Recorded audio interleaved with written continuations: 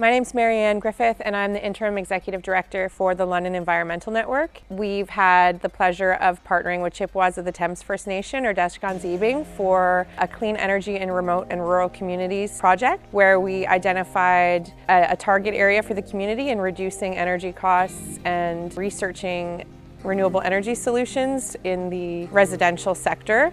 We decided, along with the Treaties Land and Environments Department that we work closely with at Chippewas of the Thames, to pilot a home on the Chippewas of the Thames First Nation to as near net zero as possible, and use that opportunity as a community capacity building experience where we're teaching some of the community members who are particularly keen about new technologies, including air source heat pumps, which will help the community lose their reliance on expensive propane that's also high in greenhouse gas emissions.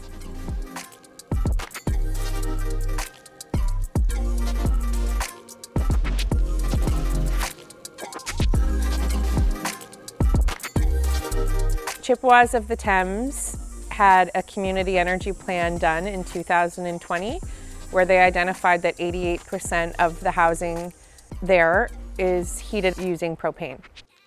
That's vastly larger than the 1% that's heated by propane throughout the rest of Canada, and only 2% of homes in Ontario are heated with propane, which is very expensive, it can be unreliable, and it is one of the higher pollutants. We wanted to show that we could take the home straight from propane to electricity and skip the natural gas step that we've done in the London community, for example.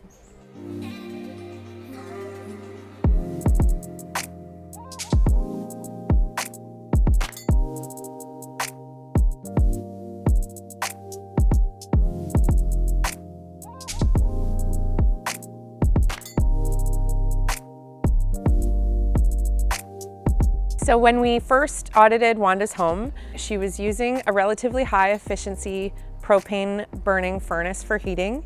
We have swapped that out for an electric air source heat pump. It's the Mitsubishi Zuba model, and it's for whole home heating and cooling. Got roughly a 300% efficiency rating and should save her significantly when we are able to run the numbers after a year of use.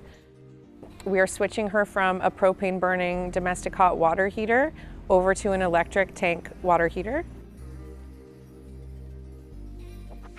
Attic insulation to R60 and have air sealed the home using a blower door. So we were able to identify where her leaks were in the attic and the basement and seal those using a new company called Net Zero Insulation. Luckily, Wanda was interested in replacing her siding as well. So we were actually able to do continuous insulation around the exterior of the home, which will really help us get as close to net zero as possible. We've looked at her appliances, and she had an older fridge, stove, and freezer that were all roughly 20 years old, and we'll be replacing those with Energy Star appliances.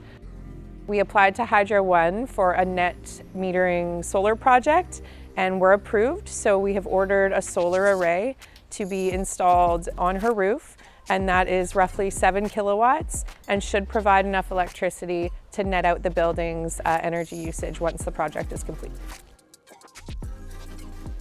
An important part of the project is capacity building in the community, and we decided with the Chippewas of the Thames team that a webinar series would be the most accessible way to share information at this point.